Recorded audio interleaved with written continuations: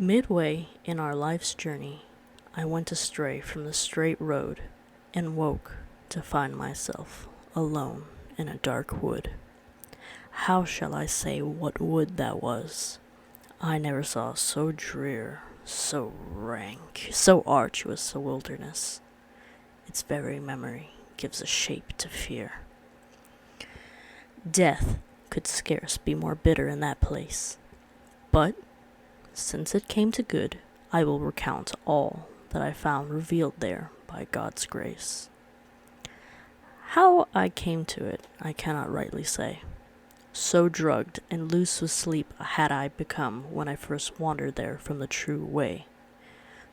But at the far end of that valley of evil, whose maze had sapped my very heart with fear, I found myself before a little hill, and lifted up my eyes. Its shoulders glowed already with the sweet rays of that planet whose virtue leads men straight on every road. And the shining strengthened me against the fright whose agony had racked the lake of my heart through all the terrors of that piteous night. Just as a swimmer who with his last breath flounders ashore from perilous seas might turn to memorize the wide waters of his death, so did I turn, my soul still fugitive from death's surviving image, to stare down that pass that none had ever left alive. And there I lay to rest from my heart's race, till calm and breath returned to me. Then rose and pushed up that dead slope at such a pace, each footfall rose above the last, and lo! Almost at the beginning of the rise, I faced a spotted leopard, all tremor and flow and gaudy pelt, and it would not pass, but stood so blocking my every turn that time and again I was on the verge of turning back to the wood. This fell at the first widening of the dawn, as the sun was climbing Aries with those stars that rode with him to light the new creation. Thus, the holy hour and the sweet season of that commemoration did much to arm my fear of that bright murderous beast with their good omen. Yet not so much but what I shook with dread at sight of a great lion that broke upon me, raging with hunger, its enormous head held high as if to strike a mortal terror into the very air. And down his track a she-wolf drove upon me, a starving horror, ravening and wasted beyond all belief. She seemed a rack of avarice, gaunt and craving. Oh, many a soul she has brought to endless grief. She brought such heaviness upon my spirit at sight of her savagery and desperation. I died from every hope of that high summit, and like a miser, eager in acquisition, but desperate in self-reproach, when fortune's wheel turns to the hour of his loss, all tears and attrition, I wavered back, and still the beast pursued, forcing herself against me bit by bit, till I slid back into the sunless wood. And as I fell to my soul's ruin, a presence gathered before me on the discolored air, the figure of one who seemed hoarse from long silence. At sight of him in that friendless waste, I cried, "Have pity on me, whatever thing you are, whether shade or living man." And it replied, "Not man, though man I once was, and my blood was Lombard, both my parents Mantuan. I was born, though late, sub Julio, and bred in Rome under Augustus in the noon of the false and lying gods.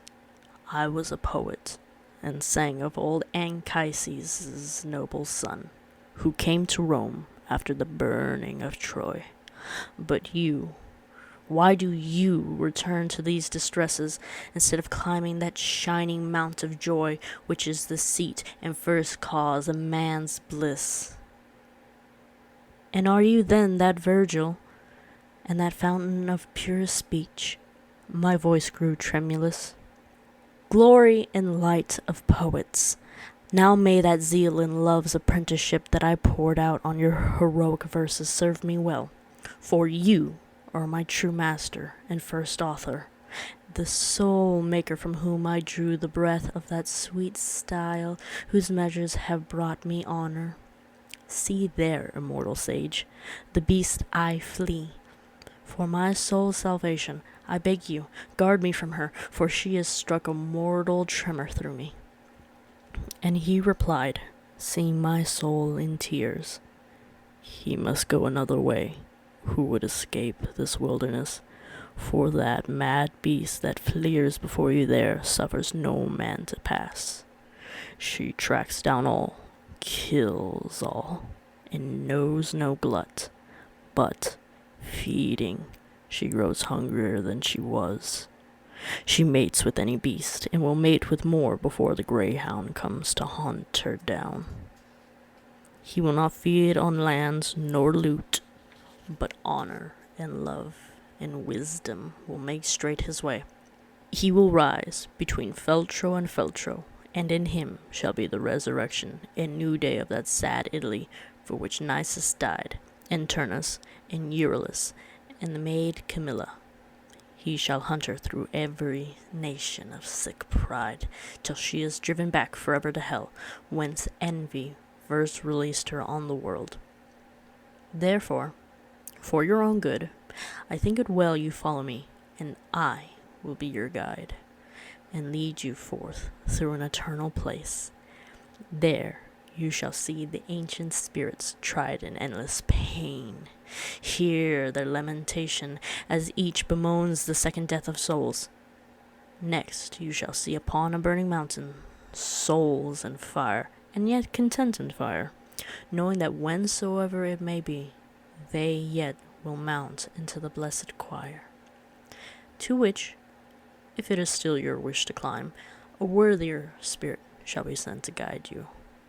With her shall I leave you, for the King of Time, who reigns on high, forbids me to come there, since, living, I rebelled against his law. He rules the waters, and the land, and air, and there holds court, his city, and his throne. Oh, blessed are they he chooses. And I, to him, poet, by that God to you unknown, lead me this way. Beyond this present ill and worse to dread, lead me to Peter's gate, and be my guide through the sad halls of hell. And he then, follow. And he moved ahead in silence, and I followed where he led.